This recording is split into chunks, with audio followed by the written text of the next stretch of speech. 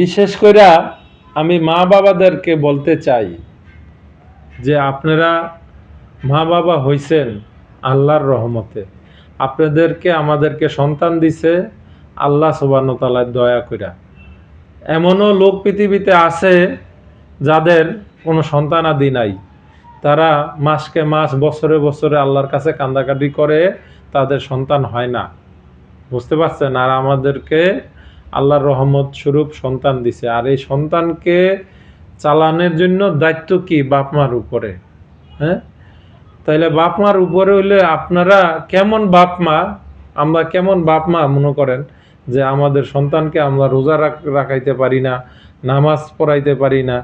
যদি রোজা রাখাইতে পারি, নামাজ পড়াইতে পারি, তাইলে ভাই আগে তো যখন প্রথম তারাবি আসলো তখন তো আপনার একতলা বইরা আবার আপনার দোতলার ভিতরে লোক গেছে, যে লোক কত লোক হইছে দোতলার লোক দেখি নাই, কিন্তু একতলার লোক সব বইরা ফুল হয়ে গেছে গা।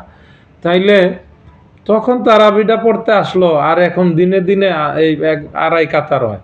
মানে যে জায়গায় পুরা মসজিদ ফুলিয়া দোতলা যেত এখন আড়াই কাতার হয়, কোনো সময় 3 কাতার হয়, 3 কাতারের বেশি আর হয় না, বুঝছেন?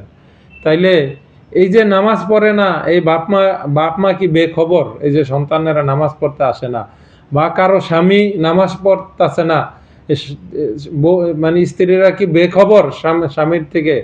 বা কারো স্ত্রীরা নামাজ পড়ে না, স্বামীরা কি বেখবর? এই জবাব আল্লাহর কাছে দিতেই হবে, এর থেকে পার পাবেন না, অবশ্যই দিতে হবে। তাই বলছি ভাই, আপনারা যাদের সন্তান আছে তাদেরকে নামাজ পড়ার জন্য বলুন, রোজা রাখার জন্য বলুন, মানে কঠিনভাবে বলুন, কঠিনভাবে, মানে মুখের বললেই দায় সাইরার জীবন এরকম বললেন না। যদি আপনার কথা না শুনেন তাহলে আলাদা করে দেন সন্তানকে। এই সন্তান খাওয়াবে আপনাকে, এই আশা কেন করেন? আল্লাহ সুবহানাহু ওয়া তাআলা বলছে, আমি দুনিয়াতে তোমাদেরকে পাঠাইছি, আমি রিজিকের মালিক, আমি তোমাদের রিজিক দিয়েই পাঠাইছি, যে কোনোভাবে আমাদের কাছে রিজিক আসবে।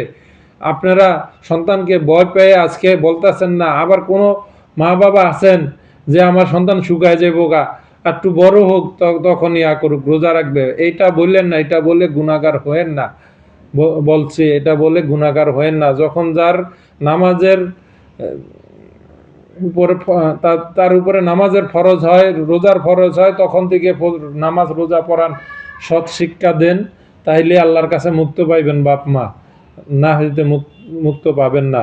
তবে আবার কখনো অন্য কোনো ভিডিওতে আপনাদের সাথে দেখা হচ্ছে। আসসালামু আলাইকুম ওয়া রাহমাতুল্লাহি ওয়া বারাকাতুহু।